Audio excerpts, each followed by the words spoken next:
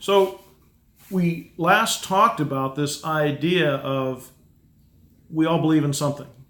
And we started with an understanding of let's start with those who believe in evolution, and let's just say those who believe in the world around us. We believe in the cosmos. We believe in all that we can see and experience with our senses. But nothing beyond that.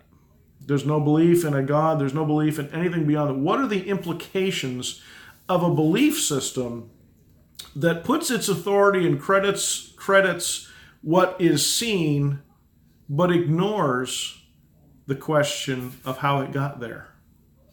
Well, what do we have? We have the survival of that which is greatest, or you've heard the expression survival of the fittest, right? The universe, the stars, and ultimately the earth itself is of greatest importance. There's nothing greater in this belief mindset than what we see and experience with our senses. And so the universe, the stars, ultimately the earth is the greatest thing. And if humans are overpopulating the planet and causing it damage, then guess what? They need to be eliminated. Genocide, abortion, murder can be justified if the universe is the highest good and the authority that we credit. If we credit the universe with having the authority, then survival of the fittest. Bigger is better. The weak and the sickly are holding back the rest, so we better just get rid of them. I mean, what a drain it is to have the old folks using up all the health care. What a tragedy it is to have babies born that have cerebral palsy or some other deformity. Better just get rid of them. I mean, it's not like there's any accountability to a creator. It's not like there's any accountability to anything higher or greater than this universe. And so all kinds of things can be justified and excused. Have you ever thought about how many doctors recommend abortion the moment that baby in the womb is determined to have some kind of defect? Well, it fits in a belief system where the universe is the highest good, where the universe is the highest authority. It totally fits when there's no belief in God.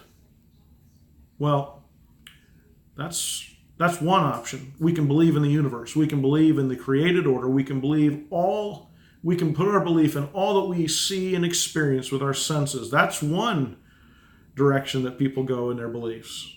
But what else do people believe in? I'm convinced that people believe in themselves. What happens is that man loves to sing praise and worship songs to himself. The creeds of this belief system go kind of like this. I'm the master of my own destiny. I have light within me. I'm basically good. I can make my life better. You probably heard people say things like that. Maybe you've said them yourself. The bottom line is that many people place all of their belief in the notion that they should do what they feel like doing. They create for themselves the authority, and they say, I believe in myself and nothing else. People will talk about the benefit of indulging in our natural urges. Our physical lusts are encouraged as long as they feel good.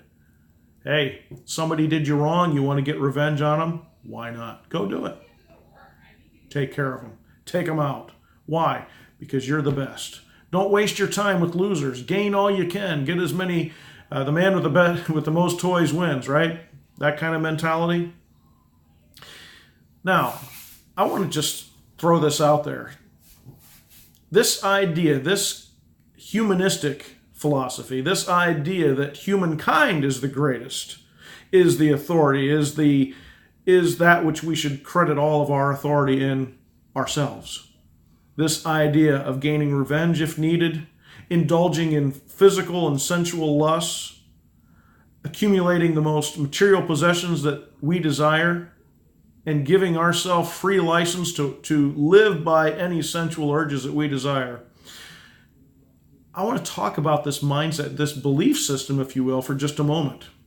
If you have this belief system, I want you to know there's a group of people you could really identify with. Are you ready? They have a name. And this may surprise you, but here's the name of a group that has exactly that belief system. They're called the Church of Satan. The Church of Satan was founded in 1966 in San Francisco, California by Anton LaVey. In an interview with Anton LaVey in 1972, John Godwin records the words of the self-proclaimed Black Pope, leader of the Church of Satan. Listen now to how the Church of Satan describes the belief system of the Church of Satan. He says this. He says, "Our religion is the only one, I think in complete accordance with human nature. It is based on indulgence.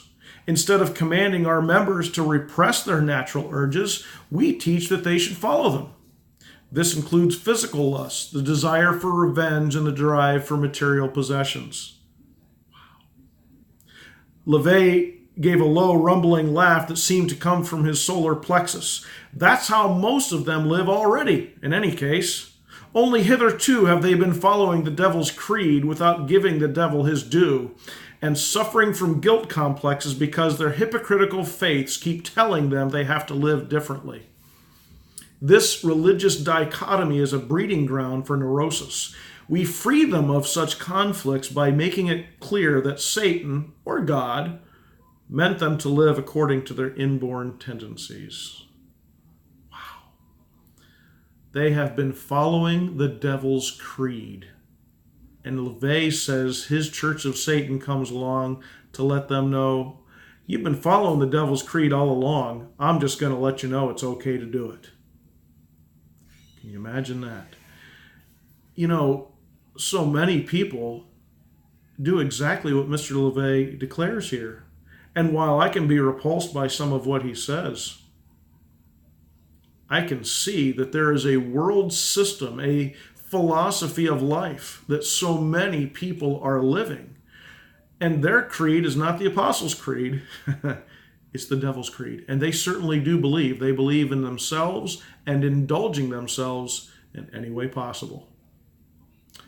We're going to take a look at another kind of belief in the next video.